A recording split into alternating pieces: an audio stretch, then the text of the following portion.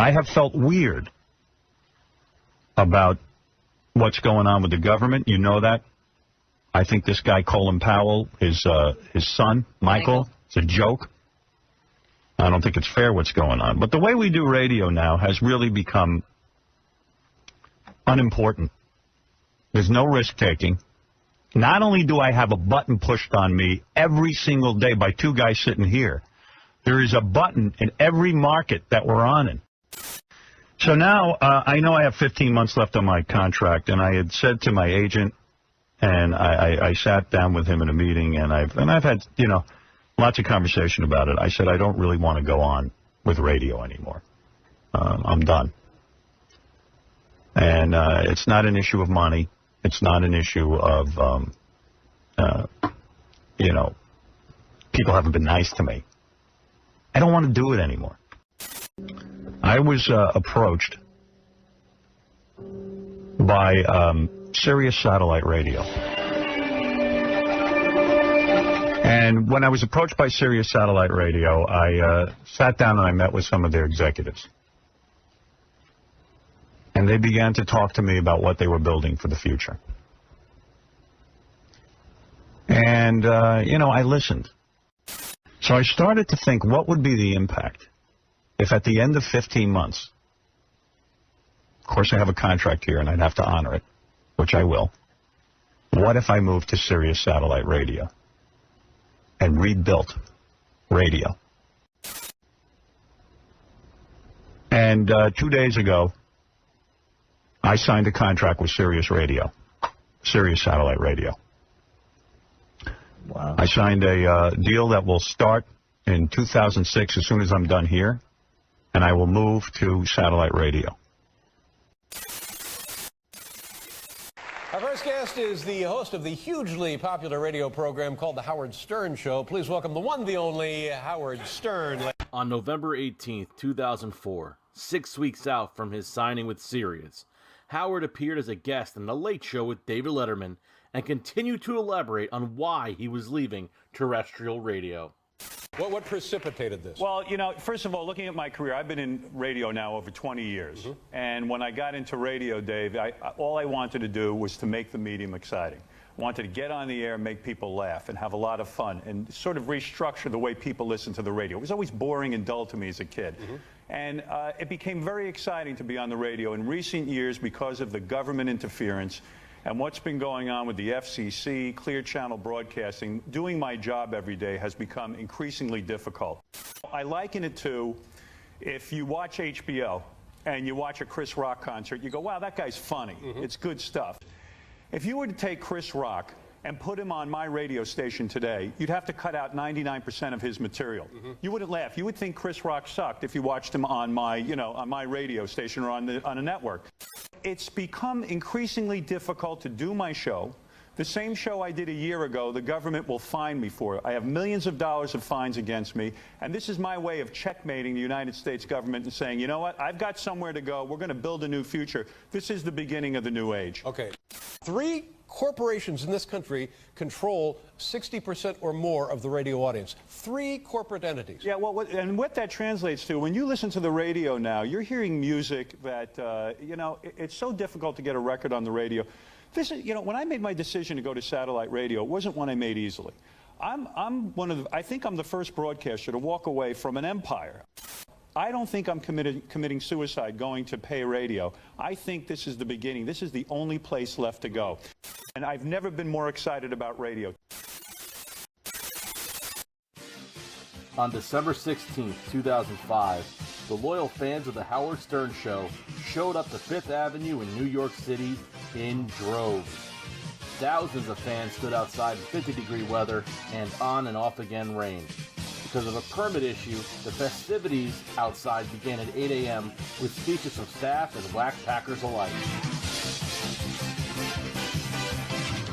Until then, starting at 6 a.m. on the dial, 92.3 K-Rock, the crew began their final show inside of their long, illustrious studio.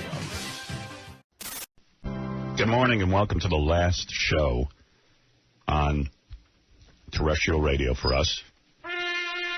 Big day for us.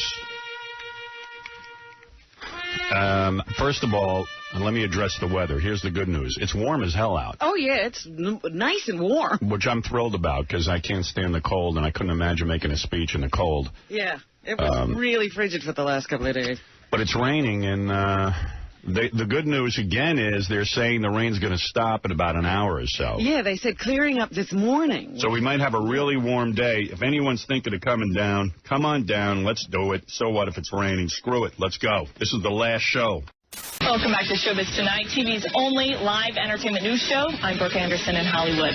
Howard Stern is throwing himself a serious send-off as he makes the switch to satellite radio. Tomorrow, Stern ends his career at Infinity Broadcasting and plans a parade through New York City. Yahoo will stream audio and video of the event, and of course, Showbiz Tonight will be there and will bring you all the highlights.